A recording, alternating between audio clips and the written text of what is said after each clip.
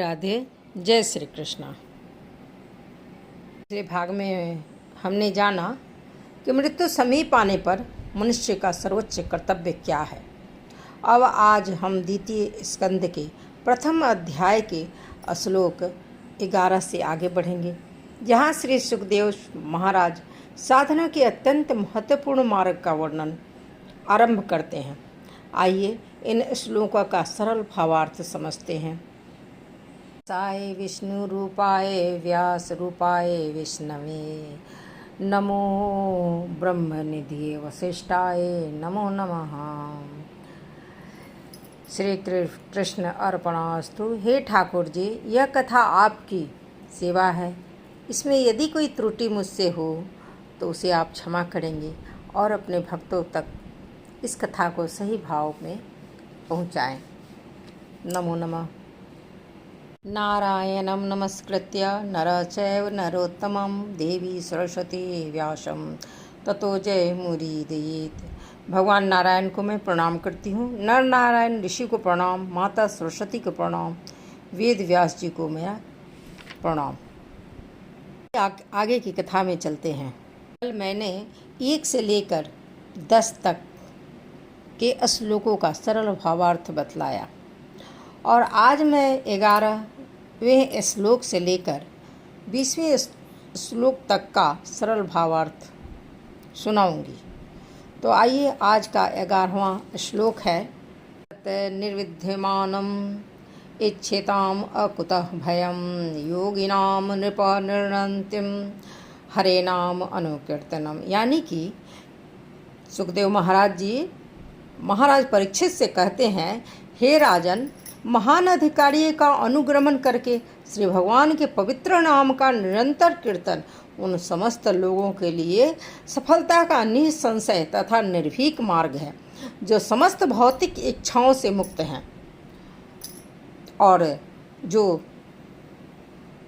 दिव्य ज्ञान के कारण आत्मतुष्ट है। यानी कि पिछले श्लोक में मैंने यानी कि सुखदेव महाराज ने बताया था कि भगवान के प्रति आसक्ति प्राप्त करने के लिए आवश्यकता का कीर्तन की आवश्यकता का प्रतिपादन किया गया। और बहुत से लोग होते हैं जो बहुत प्रकार के उद्देश्यों में सफलता प्राप्त करने के लिए इच्छुक होते हैं, जो भौतिकवादी होते हैं और जो भौतिक तृप्ति का सर्वाधिक भोग करना चाहते हैं। और इसके अलावा जो अध्यात्मवादी होते हैं, जिन्होंने भौतिक बोध की प्रकृति के विषय में पूर्ण ज्ञान प्राप्त उन्होंने कर ही लिया है और जीवन की इस भ्रामक शैली से भागते हैं। तो इस प्रकार 2 प्रकार के व्यक्ति हो गए। ये तो जो भौतिकवादी हो गए, दूसरे अध्यात्मवादी हो गए। भौतिकवादी भौतिकता में डूबे रहना चाहते हैं, और जबकि अध्यात्मवादी क्या है, भौतिकवादी की प्रवृत्ति को अच्छे से समझ चुके हैं और उन्होंने इस विषय में पूर्ण ज्ञान प्राप्त करके समझ लिया है कि ये शैली क्या है, भ्रामक है, इससे दूर रहना भी हमें श्रेष्ठ है, क्योंकि ये क्या है, हमें भगवान से दूर करेगा। और वे क्या करते हैं, और अध्यात्मवादियों से भी अलग क्या होते हैं, एक होते हैं भगवत भक्त होते हैं, जो भौतिकवादी और अध्यात्मवादियों से ऊपर हैं। ये इन्हें ना तो भौतिकता की इच्छा रहती है, ना अध्यात्म की इच्छा रहती है। वे केवल क्या करते हैं, भगवान को संतुष्ट करने में लीन रहते हैं, यानी कि निरंतर भगवत भजन करने रहते हैं। दूसरे शब्द में ये कहें कि भगवत भक्त जो होते हैं अपने लिए कोई कामना नहीं करते, और बल्कि भगवान की जो भी इच्छा हो ये कहते हैं। और वे यदि भगवान की इच्छा है तो वे सभी भौतिक सुविधाओं को स्वीकार करते हैं, और भगवान की इच्छा नहीं है तो वे जो भक्तगण जो होते हैं समस्त प्रकार की सुविधाएं, यहाँ तक कि मोक्ष कर को भी भगवान की इच्छा के कारण ताक पर रख देते हैं, क्योंकि वे न तो आत्मतिष्ठ होते हैं बल्कि वे केवल भगवान की संतुष्टि चाहते हैं। वे चाहते हैं कि भगवान हमारे प्रसन्न रहें और संतुष्ट रहें, तो उसी काम को करते हैं जिससे उन्हें केवल भगवान की प्राप्ति होती, केवल ईश्वर के बारे में ही सोचते रहते हैं। न उन्हें भौतिक भोगों की इच्छा है, न उन्हें आध्यात्मिकता की चिंता है। वे केवल सोचते हैं कि ईश्वर में कैसे लीन हो, कैसे मतलब ईश्वर का क्या आशीर्वाद उन्हें प्राप्त हो जाए और भगवान कैसे उनसे संतुष्ट हो जाए। वे अपनी संतुष्टि की चिंता नहीं करते हैं। क्या है इस श्लोक में कि भगवान के पवित्र नाम का निरंतर कीर्तन उन समस्त लोगों की सफलता का निसंशय तथा निर्भीक मार्ग है, जो कि भक्त गण इस रास्ते पर चलते हैं। भगवत भक्त इसी रास्ते पर चलते हैं और भगवान को प्राप्त करते हैं। 10वां श्लोक है, किम प्रमतश्च बहुभिः क्षयहायनः इह वरम मुहूर्तम विदितम घटते श्रेयसे यत। यानी कि ऐसे दीर्घ जीवन का क्या लाभ जिसे इस संसार में वर्षों तक अनुभवहीन बने रहकर गंवा दिया जाए। इससे तो अच्छा है कि पूर्ण चेतना का एक क्षण, क्योंकि इससे उसके परम कल्याण का मार्ग प्रशस्त होता है। तात्पर्य है कि सुखदेव स्वामी ने महाराज परीक्षित को प्रत्येक प्रगतिशील व्यक्ति के द्वारा श्री भगवान के पवित्र नाम का जप करने की महत्ता का उपदेश देते हैं। और राजा जिनके जीवन में केवल 7 दिन बचे थे, उनको प्रोत्साहित करते हैं सुखदेव स्वामी जी। और जीवन के समस्याओं को जाने बिना वे कहते हैं कि सैकड़ों साल जीवित रहकर क्या करना, कोई लाभ नहीं होता। इससे तो परमार्थ की चेतना से युक्त एक क्षण का जीवन ही श्रेष्ठ है। और उसके लिए वे उदाहरण भी देते। सैकड़ों साल जीवित रहकर पाश्विक प्रवृत्ति में संलग्न रहना और एक क्षण के भगवान के जीवन का में क्या कहते हैं, भगवान के नामों में घुल जाना या उसमें इतने लीन हो जाना कि भगवान को प्राप्त कर लें। जैसे अजामिल की कथा मैंने सुनाया, अंत समय में इतने दग्ध हृदय से उन्होंने नारायण नारायण नारायण की पुकार लगाई कि शीघ्र ही विष्णुदूत आ गए उन्हें यमराज के दूतों से बचाने के लिए। तो अब 13वां श्लोक जी महाराज उदाहरण देते हैं कि किस प्रकार क्षण भर का जीवन जो होता है वो लंबे दीर्घायु जीवन से अधिक उचित होता है और उपयोगी होता है। इसका उदाहरण भी यहाँ पर दे रहे हैं 13वें श्लोक में।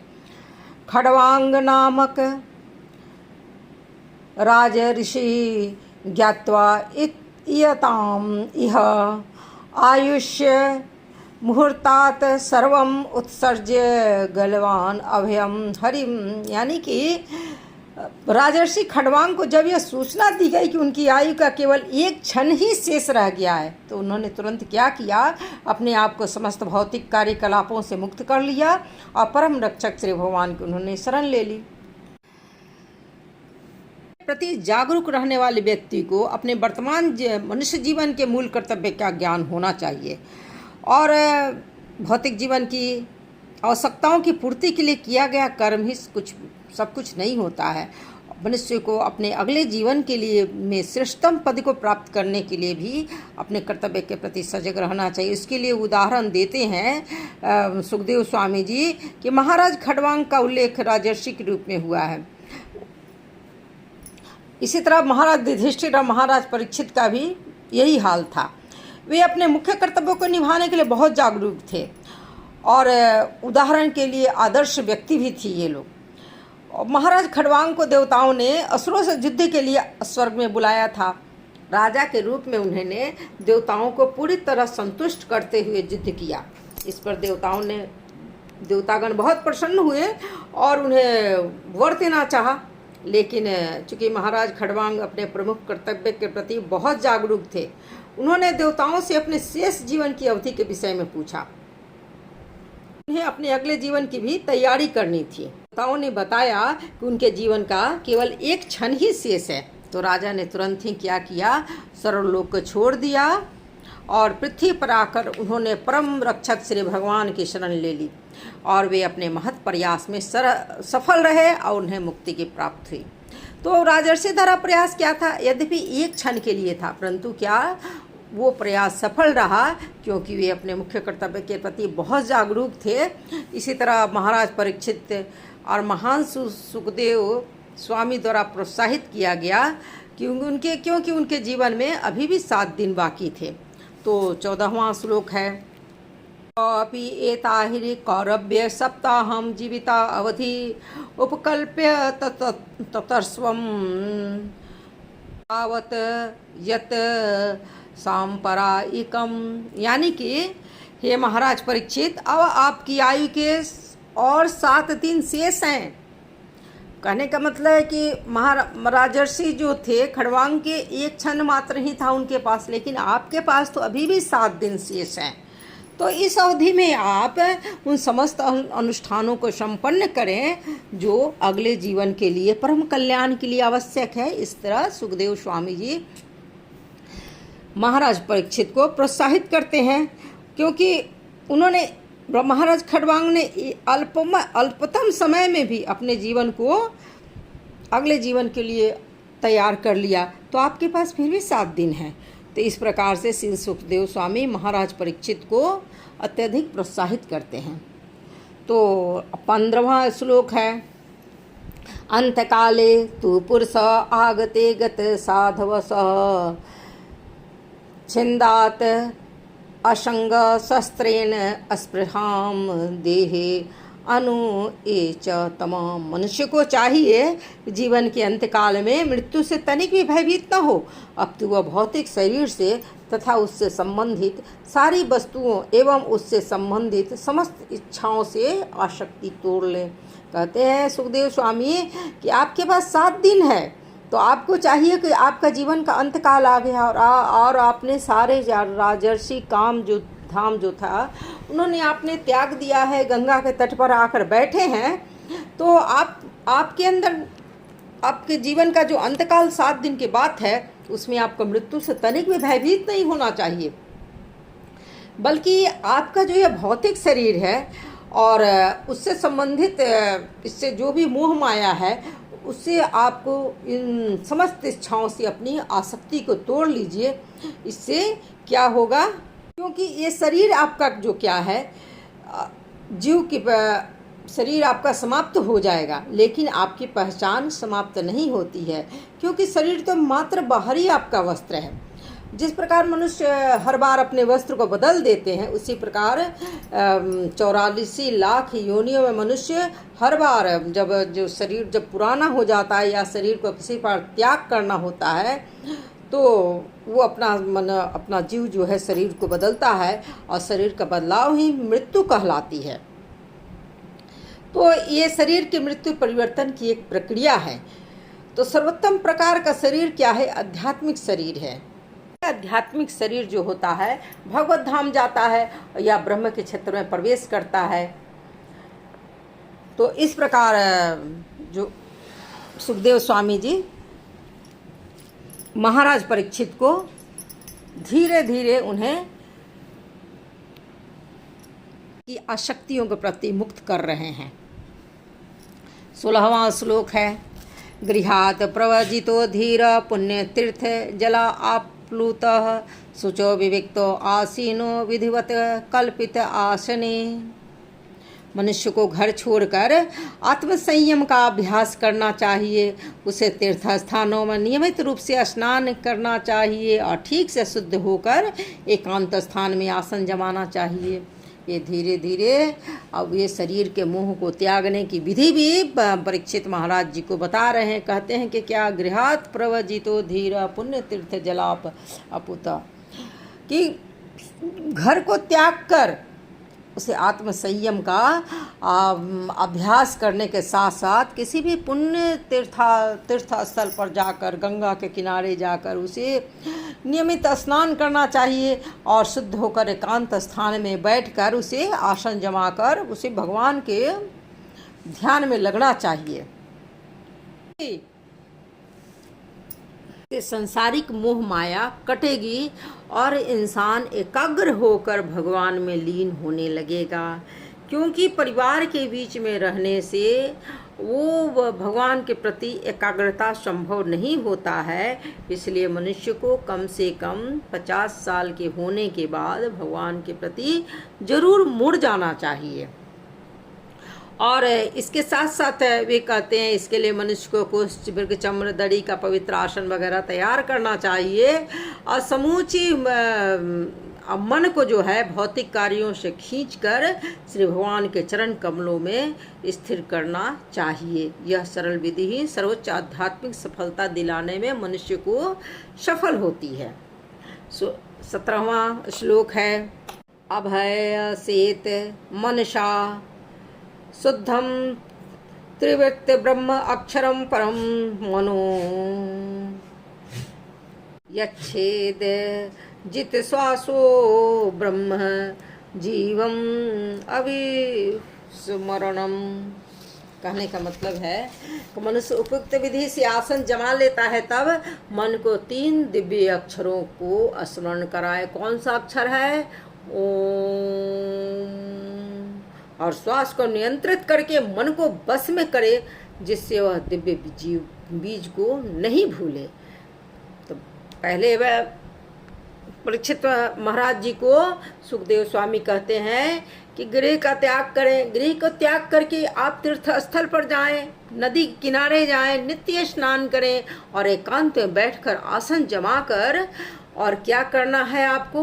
ओम शब्द का दिव्य 3 ओम में ओ आ उ मा जो आता है, ओम जो उस इन मन को 3 दिव्य अक्षरों को बार बार याद करवाते रहें और श्वास को नियंत्रित करें और मन में को वश में करें।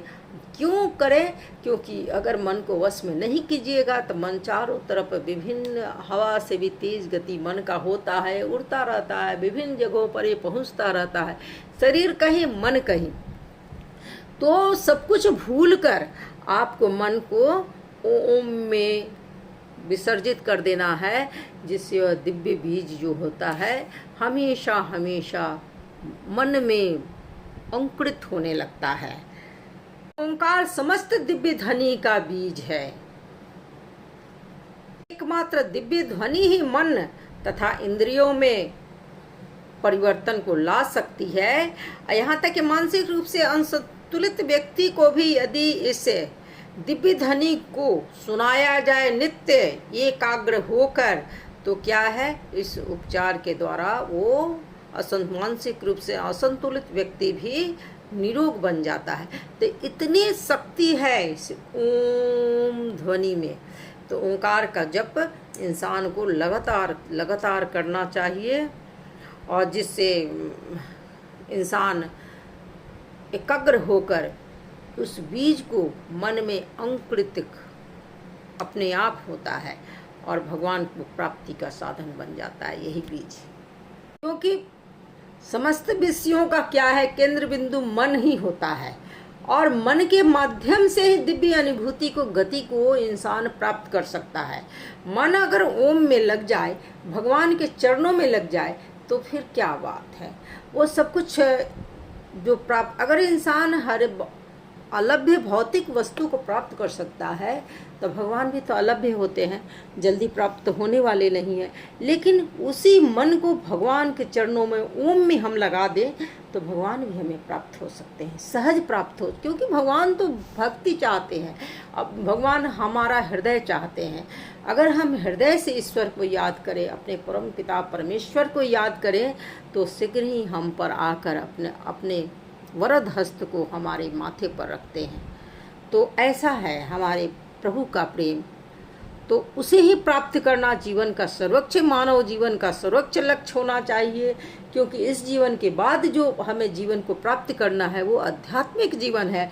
उस आध्यात्मिक जीवन को प्राप्त करने के लिए मन को एकाग्र करना, मन को बांधना, मन को हर तरह से सभी विषय वस्तुओं से भटक रहा है उसे समेट कर दिव्य परमात्मा ओंकार में लगाना ही हमारा जीवन का मुख्य कर्तव्य है। तो 18वां श्लोक है, नियछेत विषयेभ्य आक्षान मनसा बुद्धि सारथी मन कर्म भी अक्षिप्तम शुभ अर्थे धारियेत धिया। यानी कि जब धीरे धीरे मन उत्तरोत्तर आध्यात्मिक हो जाता है, इतने प्रयास करने के बाद मन धीरे धीरे आध्यात्मिक तो होगा ही। भगवान के चरणों में मन अपने आप लगेगा, अपने आप उनकी तरफ आकृष्ट, क्योंकि एक कदम भगवान की तरफ बढ़िएगा तो भगवान 4 कदम हमारे तरफ बढ़ते हैं। तो धीरे धीरे भगवान हम की तरफ हम बढ़ते जाते हैं, भगवान हमारी तरफ आते जाते हैं। और ऐसा होता है कि मन क्या होता है, धीरे धीरे आध्यात्मिक होने लगता है और उसे इंद्रिय कार्यों से खींच लिया जाए, विलग कर लिया जाए तो इंद्रिय बुद्धि द्वारा वशीभूत हो जाएगी। इससे भौतिक कार्यकलापों में लीन मन को भी श्री भगवान की सेवा में प्रवृत्त किया जा सकता है और पूर्ण दिव्य भाव में स्थिर हुआ जा सकता है। यहाँ पर सुखदेव स्वामी का कहना है कि अगर भौतिक जीवन भी जी रहे हैं, गृहस्थ जीवन भी आप जी रहे हैं, तो मन को ओंकार में लगाइए। मन जब आपका ओंकार में जब स्थिर हो जाएगा तो आपका क्या उत्तरोत्तर आध्यात्मिक विकास होगा। और आध्यात्मिक विकास जब होने लगेगा तो आप कोई भी काम करिए, लेकिन मन कहाँ है? ईश्वर के चरणों में। तो क्या है, आप अपने आप आपके अंदर पूर्ण दिव्य भाव स्थिर होने लगेगा और हम ईश्वर के नज़दीक पहुँचेंगे। अलावा हम श्रवण भी करें, सत्संगियों का श्रवण करें, कीर्तन करें। इन सब प्रक्रियाओं के द्वारा क्या होता है कि भगवान श्री कृष्ण को प्राप्ति सहज ही होती है और आध्यात्मिक जो होता है मन, वो लगातार स्वच्छ से स्वच्छ होता जाता है और भगवान को लगातार हम नज़दीक महसूस करते हैं। श्रवण कीर्तन आदि में भक्तिमय कार्यों के द्वारा श्री भगवान के दिव्य प्रेम भक्ति में मनुष्य को लगना चाहिए। और अगर ऐसा होता है तो विचलित मन भी क्या होता है, निश्चित रूप से प्रगति करने लगता है। तो 19वां श्लोक है, तत्र एक अव्ययम ध्यायेत अविच्छिन्नेन चेतसा मनो निर्विषयं युक्त्वा ततः किंचन न स्मरेत पदम तत्परम विष्णु मनः यत्र प्रसीदति। यानी कि तत्पश्चात भगवान श्री विष्णु के पूर्ण शरीर की अवधारणा को हटाए बिना एक एक करके उनकी अंगों का ध्यान करना चाहिए। अब हम कहाँ पहुँच गए? समाधि की अवस्था में पहुँच जाते हैं। मन को एकाग्र हमने कर चुके हैं और मन कहाँ पर है? प्रभु में, ओंकार में लीन हो रहा है। तो मन कहाँ पहुँचता है? भगवान इसके बाद सुखदेव स्वामी जी कहते हैं परीक्षित को, जब आपका मन एकाग्र हो जाता है, भगवान के चरणों में स्थिर ओंकार में लीन हो रहा है, तो उस समय आप क्या करिए कि श्री भगवान विष्णु भगवान के शरीर की अवधारणा को मत हटाइए, बल्कि क्या कीजिए, पहले पूरे विष्णु भगवान पर हमारा मन केंद्रित था, लेकिन अब सुखदेव स्वामी कहते हैं कि अब क्या कीजिए, उनके नखों पर ध्यान दीजिए, उनके चरणों पर ध्यान दीजिए। देखिए कि उनका नख किस प्रकार से, श्री भगवान के नाखून किस तरह के हैं, भगवान के अंगूठे, पैरों के अंगूठे कैसे हैं, उनके तलवे कैसे हैं। तो एक इस तरह से आप एक एक अंगों पर आप ध्यान केंद्रित करने लगिए भगवान श्री भगवान के। और ऐसे क्या होगा कि मन जो है समस्त इंद्रियों विषयों से मुक्त हो जाएगा। जब भगवान के चरणों में मन लग गया, उनके नाखूनों में मन लग गया, अरे भगवान के नाखून तो अत्यंत लाल हैं, तलवे तो कमल के सदृश हैं, जो क्या है पराग, जैसे ऐसा लगता है पराग बिखेर रहे हैं। भगवान जब चल रहे हैं तो उनके चरणों से पराग बिखर रहा है, लाल रंग धरती को रंग रहा है।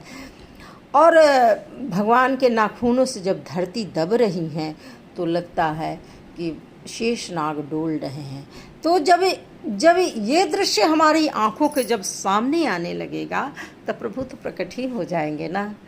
हम सब उनका दर्शन अपनी आँखों के अंदर, अपने हृदय के अंदर करने लगेंगे, तब प्रभु तो प्राप्त हो ही जाएंगे। तो इस तरह मन क्या होता है, समस्त इंद्रिय विषयों से मुक्त हो जाता है और तब चिंतन के लिए कोई अन्य वस्तु रह ही नहीं जाती। जब भगवान के चरणों में मन लग गया, उनके पैरों के नाखूनों को हम देखने लगते हैं, उनके पैरों के अंगूठों को हम देखने लगते हैं, उनके तलवों पर हमारी नज़रें टिक जाती हैं, तो फिर कौन सी चीज़ भौतिक संसार में कौन सा ऐसा क्या वस्तु है जिसके प्रति इंसान क्या है, मोह माया से ग्रस्त, कुछ भी नहीं रह जाता है। हृदय में भगवान के चरण कमल अवस्थित हो जाते हैं, वहाँ केवल भगवान के तलवों का लाल रंग कमल का सदृश रंग और लगता है कि हृदय में कमल खिल रहा है। तो ऐसा है प्रभु का चरण और ऐसी है प्रभु की भावना, ऐसा है ओंकार का स्वरूप हमारे अंदर। तो उसके बाद कुछ भी नहीं रह जाता है, क्योंकि भगवान ही परम सत्य हैं और केवल उन्हीं में मन पूर्ण रूप से निमग्न रह जाता है और ब्रह्मा आनंद की प्राप्ति होती है हमें। तो अत्यंत ही भावुक शब्द और मन को विषयों से मुक्त करने वाला ये विषय है, जहाँ ईश्वर ही है, जहाँ प्रेम है, अनंत प्रेम है, ब्रह्मानंद प्रेम है और जो इससे कुछ भी अलग नहीं है। तो आज का 20वां श्लोक है, प्रभु तेरे लाल चरण मन को हरने वाले हैं, प्रभु तेरे लाल चरण जीवन के कष्ट को हरने वाले हैं। आइए 20वें श्लोक पर, तमो भयाम आक्षिप्तम विमूढ़म मनः आत्मना यच्छेत धारण्या धीरो हन्ते या तथा कृतमलम। यानी कि मन सदैव भौतिक प्रकृति के रजोगुणों द्वारा विचलित और तमोगुणों द्वारा मोहग्रस्त होता रहता है, किंतु मनुष्य ऐसी धारणाओं को भगवान श्री विष्णु के संबंध द्वारा ठीक कर सकता है और इस तरह उनसे उत्पन्न गंदी वस्तुओं को स्वच्छ करके शांत बन रह सकता है।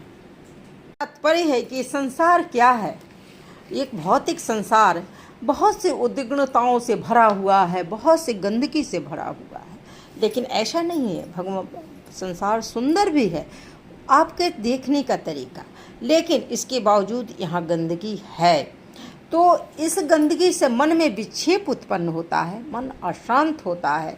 बहुत से भगवत वत्सल लोग जो हैं वे भी अशांत हो उठते हैं, क्योंकि उनकी भक्ति में कंकड़ जब पड़ते हैं तो वे बहुत ही उद्विग्न हो उठते हैं और उस समय वे लोग क्या करते हैं, भजन गाते हैं, कीर्तन करते हैं। कोई ना हो, कोई उनको कोई प्रभाव नहीं पड़ता है, वे अकेले में ही भजन गाना शुरू कर देते हैं, वे अकेले में ही कीर्तन गाना शुरू कर देते हैं। क्योंकि बहुत से लोग समान रजोगुण और तमोगुण के द्वारा संचालित भी होते हैं, वे ईश्वरीय अनुभूति की दिव्य अवस्था को प्राप्त नहीं करते हैं, क्योंकि ये पात्र ही नहीं है तो कैसे ईश्वरीय अनुभूति को प्राप्त करेंगे, क्योंकि उनके अंदर सत्वगुण नहीं होता है।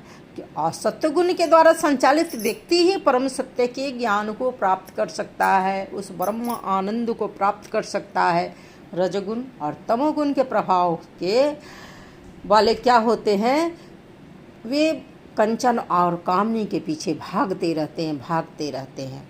वे अपनी मनोवृत्तियों को भगवान श्री कृष्ण के विशाल निरंकार रूप का ना ही वे चिंतन कर सकते हैं, ना ही वे अपनी मनोवृत्तियों को सुधार सकते हैं।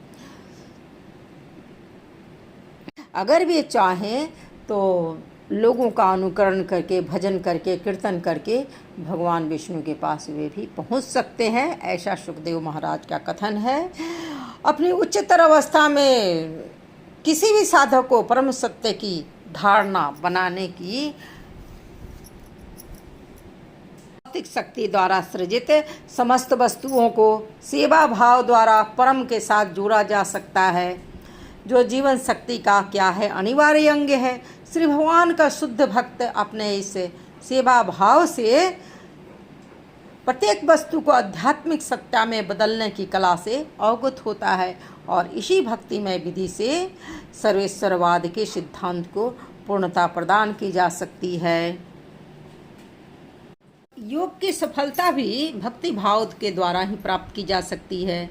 सर्वेश्वरवाद, जो कि सर्वशक्तिमान के सर्वस्व उपस्थिति को अनुभव करने की ही पद्धति है, एक प्रकार मन का ही यह प्रशिक्षण है जिससे भक्तिमय मनोभाव के प्रति अभ्यस्त हुआ जा सकता है। और योगी के लिए इसी भक्तिमय प्रवृत्ति को ऐसे यौगिक प्रयासों की सफल परिणति से संभव होती है, किंतु भक्ति के मिश्रण के बिना मनुष्य को ऐसा सफल पद क्या होता है, कभी भी प्राप्त नहीं होता। सर्वेश्वरवाद की दृष्टि में जो भक्तिमय वातावरण उत्पन्न होता है वो आगे चलकर भक्ति में विकसित हो जाता है और यही एकमात्र लाभ होता है। आत्म साक्षात्कार का मार्ग बहुत अधिक कष्टप्रद है, क्योंकि यह प्रत्यक्ष रूप से लक्ष्य पर पहुंचता है। तो आज की, यदि आपने पहला भाग नहीं सुना तो पहले भाग को ज़रूर सुने, तभी ये दूसरे भाग की कथा स्पष्ट होगी। तो राधे राधे, जय श्री कृष्णा। अगर वीडियो अच्छी लगे तो ज़रूर लाइक करें, सब्सक्राइब करें और शेयर करें। तो राधे राधे, जय श्री कृष्णा। मिलते हैं अगले वीडियो में।